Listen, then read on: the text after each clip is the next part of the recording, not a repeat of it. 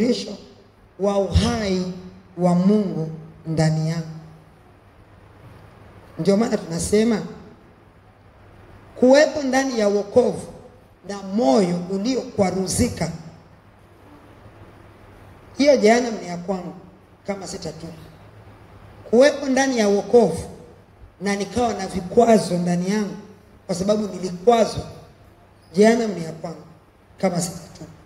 Kuwepo ndani ya wokovu na mimi nikawa ndio kikwazo kwa watu.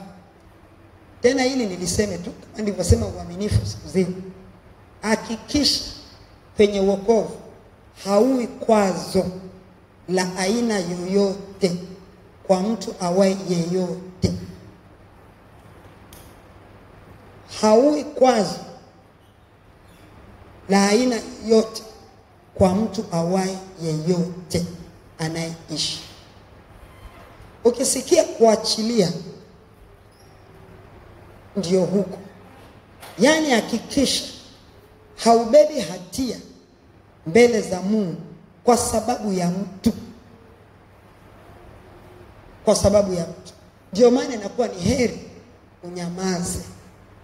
Ni heri watu wakuone mjinga, lakini ni mradi wewe si mjinga. Usiwe kwazo. Usiwe kwazo. Usiwe kwazo wa aina yeyote kwa mtu awe yeyote, hata kama utamuona ni mdogo namna gani, hata kama utamuona hafai kwa kiasi gani. Usiwe kwazo, kwa maana usifanye chochote kitakacho mfanya mtu aumie kwa ajili yako. Na endapo utafanya na ukaona mtu ameumia, hakikisha unaenda kutengeneza. Mimi hizi ndio zile gharama nazo zisema kwamba tunatakiwa kuishi kwa kutafakari kabla hujatamka, kabla hujanena, kabla hujatenda. Sababu kuna vitu vingine vinakuja kutuingiza kwenye gharama ambazo sitoki hapo mpaka nimemtafuta yule mtu nitengeneze naye. Ili Bwana amesema na mimi sasa, ndio maana sasa nimeona nimekuja niliachilia. Hakikisha. Hakikisha. Hakikisha. Nimekuwa nikisema hivyo sana nikiwa nafundisha, nikitoa mifano yangu. Mpaka nikasema nilikoma, nikasema sitaki tena hizo gharama, mimi sitaki tena za kwenda kutengeneza kwa watu. Nikaanza kutengeza udhibiti upande wangu mimi. Kwa hiyo udhibiti wangu ulikuwa ni wa kujihami. Mimi mahali popote na mtu yeyote na watu wowote, awe wa aina gani, awe ni wa msaada wa aina gani, nikishaona kumeanza kuonyesha sura ya aina fulani hivi, na inama naenda hivi, wala hamtajua nimepita njia gani. Hamtaniona tena. Mnaweza mkaniona kwa macho, lakini hamtanisikia tena katika yale ambayo nimeona yamesababisha ama yanaenda kusababisha kitu. Kwa sababu sitaki kupeleka mtu jehanamu na sitaki mtu anipeleke jehanamu. Kwa hiyo naiponya na kuitunza nafsi. Ukitaka sasa wewe leo unifuate huko nikujificha, ni wewe mchokozi, maana unifuata nipenda kujificha. Mimi nimekukimbia, wewe unanifuata. Kwa hiyo shida ni yako wewe. Bwana Yesu asifiwe sana. Lakini ninachotaka kusema hivi ni kwa sababu tunaishi kwenye wokovu tusipoelewa. Alafu tunakwazana tu. Tunaongea, tunafanya vitu ambavyo havina maana. Hebu leo utatengeneza na Mungu wako, alafu mwambie Bwana akusaidie. Ukiona mtu anakuumiza sana, nyamaza. Mimi nimebeba tabia, nikiona mtu anaenda sana namkatiza, naambia naomba unisamehe bure. Nataka moyo wako sasa, sinaona amegafilika, naona anaharibika. Hata kama naona ana makosa, sitaki kuwa kwazo. Ninawajibika mbele za Mungu kuitengeneza nafsi yake. Na ili uweze kuitengeneza, nashuka. Namtengenezea mazingira aweze kurudi kwenye amani na yeye. Sababu ni makosa na ni makosa na ni makosa. Na haya ni maisha ambayo tunayaishi bila kujali. Tuna maisha fulani ya wokovu, ya kutembea. Alafu unafika mahali kwa sadaka, mimi nitapiga nini tena? Ngoja nipige viatu. Unatembea, unakuta mtu amesimama hapo, unakuta mwingine amesimama hapo. Wewe unatoka huko na safari zako, umeokoka, unakuja, unapita, wewe unapita tu, unapita. Yaani kazi yako unafanya hivi, alafu unaenda kama vile ambavyo uone, hujui kama ni nini, hujui kama hiyo ni nafsi hai. Naye ndo unapita, unapiga tu watu vikumbo. Hapana. Kila unayekaa naye karibu, hakikisha uwezi tembea na Mungu. Uwezi. Hatuwezi. Sababu kabla hajaanza kutembea na wewe, anakutaka urudi kwa yule, uweze kuweka vitu vyako vikae sawa, ndipo uje ukamtafute yeye, muanze kwenda pamoja. Bwana anasema kwamba ni sehemu inabidi tutengeneze na kuweza kukaa vizuri. Mungu atusaidie ili tutengeneze umakini wa kwenda vizuri. Kwenye kanuni za Mungu kuna principles ambazo, na Mungu anipe neema tu, kuna principles ambazo kama tungeweza kuzifahamu, tungeishi kwa adabu. Hizo kanuni zake hizo ndizo zinazotuadabisha. Yeye alipoweka kanuni, si kwamba aliweka kwamba ni amri kututishia. Aliweka ili zituadabishe, tuweze kuishi kama yeye apendavyo. Sasa sisi tunazitupilia mbali. Yeye hawezi kwenda na mimi kama nimeenda nje ya kanuni yake. Lazima ni kanuni yake ndipo atembee na mimi. Sasa tuwe makini katika maisha yetu ya wokovu. Tulinde maisha yetu. Tulinde. Unapokaa na mtu, kaa chonjo, kwa sababu hujui kile kinachokwenda kutokea. Na ukiona kile ambacho kinaenda kutokea, hakikisha unavuruga ule ufalme wa shetani unaotaka kujiinua pale haraka sana. Ikiweza kukimbia, kimbia. Ondoka hapo karibu. Kimbia na uende mbali. Usitafute mashindano, kushindana na mtu, ubabe na mambo mengine yanayotufanya ili kuonekana power. Kwa nini? Kwa nini yako inakupeleka jehanamu? Mungu atusaidie. Biblia inaposema tafuteni kuwa na amani na watu wote, hata wachawi tafuta kuwa na amani nao, ni watu na watu wote. Na huo utakatifu, maana yake hauingii hapo kabla hujakuwa na amani na hao watu, ili uweze kuwa vizuri. Sasa kama hauna amani na wao, inakupasha kwenda kufanya amani. Kwa nini nasema ina gharama ya kurudia?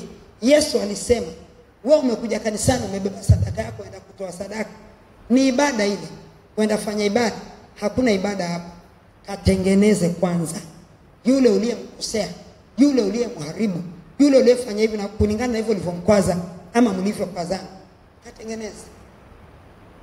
Mtu mwenye hofu ya Mungu anafanya haya. Tena ni juzi tu alikuja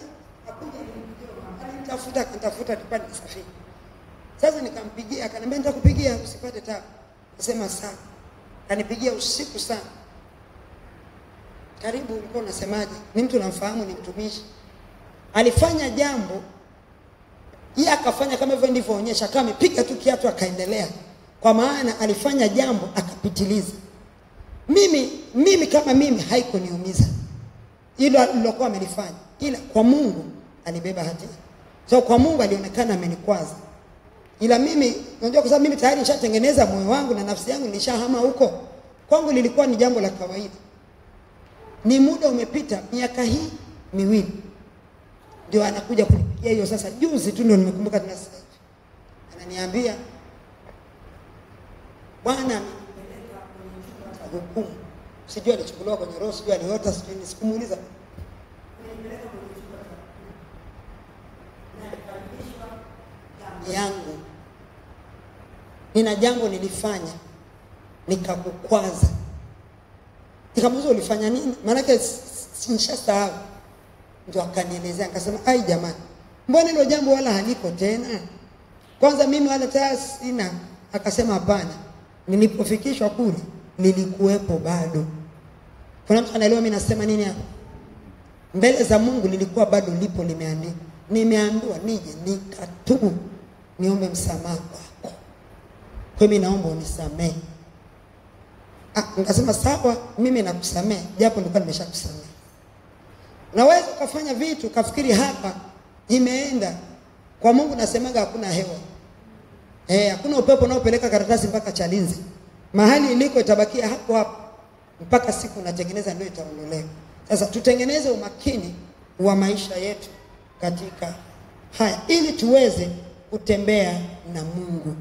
Tunatafuta, tunataka kutembea na yeye, tunataka kumtumikia, tunataka kuishi na yeye. Paulo alivyosema mimi sitaki nimtumikie Mungu, niwahubirie wengine alafu naye wakukataliwa. Alikuwa amegusa maeneo mengi, na hayo yakiwa ni moja wapo. Kwamba hakutaka kuwa kizuizi kwa mtu awaye yoyote. Na Mungu ambariki mama huyu Jessica. Sasa ni mtumishi wa Mungu, angeingiwa na kiburi na nini, hiyo dhambi ingekaa kwa sababu ni kitu cha miaka 2, lakini kilikuwa bado kiko kinaonekana. Na hiyo neema aliyopata kwenda kuonyeshwa akaonyeshwa mpaka akarudi kuja kutafuta. Lakini nishangaa napiga na muda mrefu tunawasiliana. Kumbe kuna kitu anakupa kutengeneza. Sasa Mungu atusaidie katika hili. Ndio maana nimekumbuka nikasema jamani, kwazo usiwe kwazo. Sasa kwa maana ya vitu kama hivyo, muda wangu uniruhusu kusema vingine, lakini kwa maana ya vitu kama hivyo ambavyo vinaonekana ni vya kawaida, kanisa limepoteza. Kuna vitu kanisa tumepoteza, alafu vikatuondolea sifa na uweza wa kutembea na Mungu. Kwanza ule kumjua tu, kwa sababu ili nimjue lazima niwepo naye. Sasa mimi nimeshapoteza hiyo sifa, nimeshapotezewa hiyo na niko mbali. Kwa maana hiyo sasa hata kutembea naye inakuwa ni ngumu. Na huo ndio Kristo tumebaki nao wengi katika wokovu. Ndio maana tuna maisha ambayo yamebeba varuvaru nyingi sana. Mimi nasema nimeaonja maisha ambayo yamebeba amani ya Kristo, ile ambaye amesema mjue sana Mungu ili amani iweze kupatikana kwako. Nimeaonja hayo maisha. Nimesema pale ili niweze kumjua Mungu na nitembee naye, lazima nifahamu kwamba maandiko hayasemi uongo. Kwa hiyo mimi nimeyathibitisha maandiko kwamba hayasemi uongo. Kwa sababu nilipofikia hiyo hatua, nimeiona ile amani ambayo sikuwa. Mimi moyo wangu ulikuwa unaenda mbio sana. Kwa sababu kila wakati kulikuwa kuna vitu, either nitakwazwa, nitaumizwa. Hiki hakijakaa sawa, hiki kimeenda vile. Sasa huyu kwa nini amefanya hivi sasa? Sasa ule mzunguko wote ni wa siku moja tu. Moyo umebeba mambo, unauma, unafanya nini? Lakini baada ya kufika hapa, nimekuja kugundua hakuna ile storage ambayo ilikuwa inakaa ndani yangu ikihifadhi vitu hivi, ilibomolewa. Unapomjua Mungu sasa, anawekeza vya kwake. Bomoa ile store, alafu anawekeza vya kwake, anajenga vya kwake, anawekeza vya kwake. Kwa hiyo nikaja nimekuta kwamba ile hata kama mtu atakuja, hata kama tunadili na mafundi, tuna mambo tunafanya, alafu tunashangaa huyu, yaani hii ndio amesema, hii ndio hivi, unaumia. Ama amesema anakuja kufanya, alafu ameenda. Ama amesema amefanya, anachukua hela, anapotea, unaumia. Lakini ikafika mahali baada ya kupona hapo, ikawa hata wakifanya vile, yaani moyoni tu nasikia moyo unacheka. Umedhulumiwa, moyo unacheka. Umefanywa vibaya, moyo unacheka. Kwa hiyo ndani ya moyo, kwa sababu hakuna tena hifadhi ya hayo, kwamba tayari hapo kungekuwa na hasira, tayari hapo kungekuwa na uchungu, tayari hapo kungekuwa na kugafilika, tayari hapo kungekuwa na mfadhaiko. Ni box hilo limebeba huko ndani. Matokeo yake sasa ukianza kutembea, moyo mzito. Kesho kuna unasikia moyo mzito, unataka kwenda hospitali kwenda. Kifika unaambiwa sijui una nini. Kumbe ni vitu tu ambavyo vimesababishwa. Sasa ukiiponya nafsi yako, ukaondokana na hivyo vitu, vikija wakileta maudhi yake, ama nakaa naangalia nasema okay, ulisema unakuja ujaje, njoo ile siku unaotaka wewe. Simwambii yeye, nasema mwenyewe sasa. Wewe njoo ile siku unaotaka wewe, utanikuta. Na endelea na mambo mengine. Zamani napiga simu, imekwaje? Ananidanganya tena. Alafu tena naumia tena zaidi. Ananidanganya tena. Mwisho sasa ukija kumpigia simu tena, lugha utakaozungumza sio ile ya mwanzo. Ushagafilika sasa, una mifadhaiko, una hasira, kwa hiyo unaniona mimi mtoto mdogo, Kwa hiyo si unaanza kumfokea. Kwa sababu sasa huku ndani kuna mambo ambayo yafaa. Lakini kafika mahali unakuja, nakuja. Haya. Hakuji. Simizi, simpigii. Akimaliza wiki akija, atanikuta. Nikimwona, ndio umekuja leo, ubarikiwe, naendelea na mambo yako, sababu hakuna tena kile kitu. Hivyo ndivyo ambavyo tunaweza tukatembea na Mungu, na hiyo ndiyo dalili ya kumjua Mungu katika asili yake, kwamba unatengeneza mazingira ambayo yatakuweka katika hali nzuri. Sasa kuna vitu vitatu tulivyovipoteza kwa sababu ya makorokoro hayo. Nimejaribu kutoa moja kulielezea kwa ufasaha, lakini mengine nafikiri Mungu atasaidia. Kwa hiyo kanisa tumepoteza kitu cha msingi sana sana sana sana kwa sababu ya vitu kama hivyo. Lakini hicho tulichokipoteza ni kitu gani? Cha kwanza,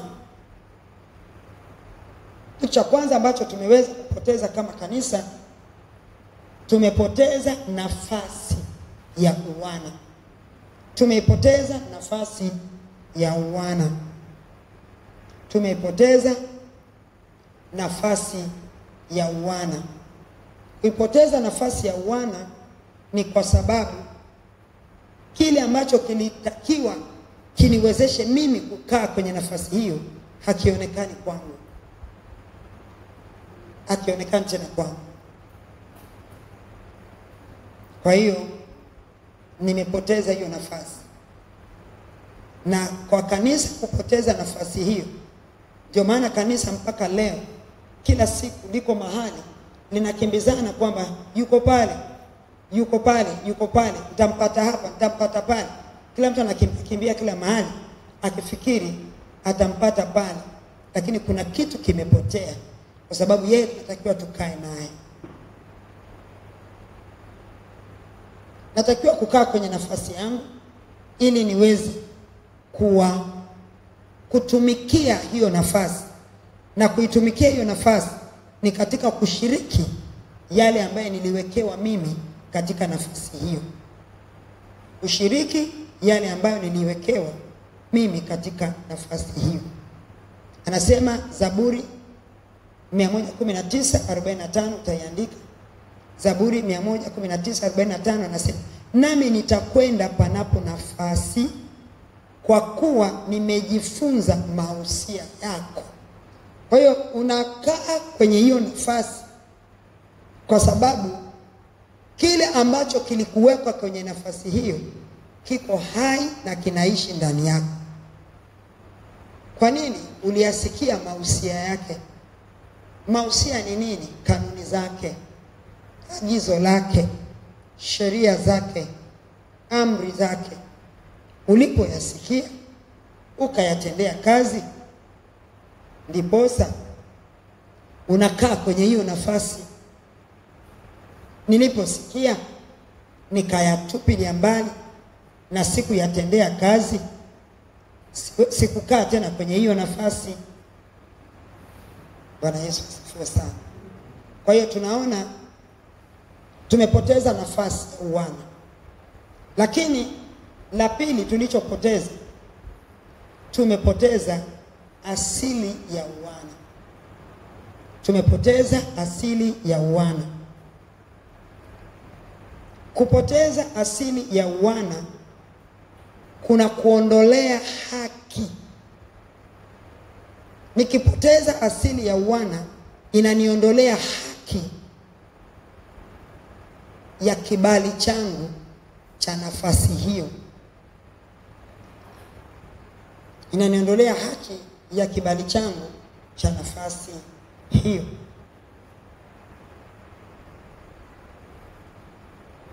Samsoni alipoteza asili ya nguvu za Mungu ndani yake. Na alipopoteza ile asili ya nguvu, akawa amepoteza asili ya Mungu ndani yake. Akawa amepoteza asili ya Mungu ndani yake. Kwa hiyo mimi nikipoteza asili ya nguvu za Mungu, na asili ya nguvu za Mungu zinapotea kwa dhambi, kwa uovu kuonekana kwangu. Uovu wowote unaoonekana kwangu unaniondoa na kuniondolea asili ya Mungu ndani yangu.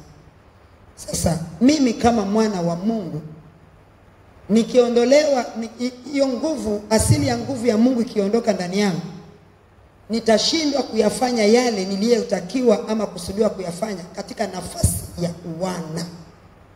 Kwa hiyo tunapoteza asili ya uwana, na ndio leo tunaona kanisa linabeba sura nyingine. Na hiyo sura tunaibeba kwa sababu katika yale tunayoyafanya, sababu yale tunayotakiwa kuyafanya hatuna uwezo wa kuyafanya kwa sababu tumepoteza asili ya nguvu ya Mungu ambayo ndio ilikuwa tuwezeshe sisi kuweza kufanya kuishi katika namna hiyo. Kisema leo kanisa linaishi kwenye zinaa kwa sababu tumepoteza asili ya nguvu ya Mungu inayoweza kutuzuia ama kutuondoa sisi katika hiyo. Kwa hiyo tayari kwa kupoteza asili hiyo ya nguvu yake Mungu, ninapoteza asili ya Mungu ndani yangu. Kwa hiyo sura ya Mungu inapotea, inafutika. Mfano wa Mungu unapotea, unafutika. Kwa hiyo kanisa tunabeba sura ya shetani, lakini vinywa vinakiri kwamba sisi ni wa Mungu. Kwa hiyo tukitafutwa katika ulimwengu wa roho kwenye hiyo asili ya Mungu, hatuonekani, ila tuonekana kwenye asili ya shetani. Ila kwa maneno twasikika kwamba twasema kwamba si asili. Kwa hiyo tumepoteza asili ya uwana. Poteza asili ya uwana kwa sababu tumepoteza asili ya nguvu ya Mungu inayotuwezesha sisi kukaa kwenye asili hiyo ya uwana tuliyoipokea. Samsoni alipoteza hiyo alipocheza na wale wanawake wa Filisti, akapoteza asili ya nguvu ya Mungu ndani yake. Na alipopoteza asili hiyo ya nguvu, ikampa ama ikampelekea yeye kupoteza asili ya unadhiri wake. Kwa alipopoteza ile asili ya nguvu, hakuweza kufanya kitu tena. Ila Wafilisti wakaanza kumsumbua yeye, kumsukuma, wakamtumikisha. Leo kanisa linatumikishwa na adui shetani. Shetani akitaka kufanya zinaa na kumchukua mtu aliyeokoka, nenda namfanyisha zinaa ili apate chakula chake ashibe. Kwa hiyo Samsoni alienda kupewa azungushe ile asage ngano ili Wafilisti wapate chakula waweze kula. Kwa nini? Alipoteza asili ya nguvu ya Mungu, ikampotezea asili ya unadhiri wake. Na sisi tumepoteza, ama tunapopoteza asili ya nguvu za Mungu, tunapoteza asili ya uwana. Tunapopoteza asili ya uwana, kuna faida, benefits, faida tunazozipata tunapokuwa tumebeba ile asili.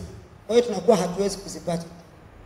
Kwa hiyo tunaona Samsoni alihamishwa, akawekwa eneo lingine, akatumikishwa kwenye eneo hilo. Kwa hiyo zile haki na vitu ambavyo alikuwa anatakiwa vipate, akiwa kule kwa hakuweza kuzipata kwa sababu alipelekwa uhamishoni. Israeli walipopoteza pia asili ya nguvu ya Mungu kwa sababu ya kufanya uovu na kutumikia miungu, wakapoteza ile asili ya utaifa wao. Na walipopoteza asili ya utaifa, Mungu aliwapeleka kule Babeli, wakawa watumwa. Aliwatoa kwenye utumwa aende akawapa uhuru wao, kwa sababu hawakuweza kusikia. Mungu akasema, mimi sasa nyinyi mtawamaliza na wawekea waamuzi washughulike na nyinyi. Ikashindikana, na kwa waamuzi ndio hao kina Samsoni sasa. Haya wanataka mfalme, hawataki waamuzi. Haya wakapewa wafalme waweze kuwatumikia. Wakaingia kwenye dhambi, wafalme wenyewe wakaingia kwenye miungu, wakaabudu miungu. Wengine ndio hao kina Ahabu, wakaoa mapepo, kwa maana yule mwanamke aliwekwa wakfu kwenye madhabahu ya Sidoni ya babake yule Jezebeli. Kwa hiyo nguvu ya miungu ya kwao ndio ilikuwa ndani ya yule mama, na yule mfalme wa Israeli akamuoa. Kwa hiyo ikulu ikawa imekuwa ya shetani. Israeli wakaharibika, wakaendelea kuharibika, na sasa ikafika mahali tunaona wakapelekwa uhamishoni. Mungu akasema, sasa mlitaka mfalme nimewapa. Mmetaka hivi, kila kitu ninachofanya kimekuwa akiwafanya. Si mwataka haya nende, akawapeleka. Wakaishi kuwa watumwa, wakajirejesha kwenye utumwa, wakapoteza asili ya utaifa wao. Taifa ambalo liliogopewa na kuheshimiwa kwa sababu ya Mungu wao. Walipokuwa wako kwenye ile asili yao, matendo makuu ya Mungu yalionekana. Lakini sasa wamekuwa watumwa kwenye nchi ya miungu, na wakaenda wakaoa na kuolewa kule, mpaka siku Mungu akawatoa pale. Sasa ukipoteza asili ya uwana kuna benefits ambazo tunatakiwa kuzipata huwa hatuzipati. Ndio maana leo unaona kanisa linakimbia. Kwa nini linakimbia? Kwa sababu kuna kile ambacho tunatakiwa tukipate, hatukipati na hatuwezi kukipata mpaka tuondoke huko. Lakini la tatu la mwisho, kile ambacho tumepoteza uweza wa asili ya wana. Kuna uweza, yani bali wote waliompokea aliwapa uweza. Sasa ule uweza ambao ni kwa uweza huo sisi tumefanyika kuwa raia wa mbinguni. Tumepewa kuwa watoto wa Mungu. Ni kwa asili, ni kwa uweza ambao ulitufanya sisi tuwe wana wa Mungu. Sasa kama uweza huo umepotea, umeondoka kwetu, ina maana kuna vitu ambavyo hatuwezi kuvipata. Nafasi yetu hatupo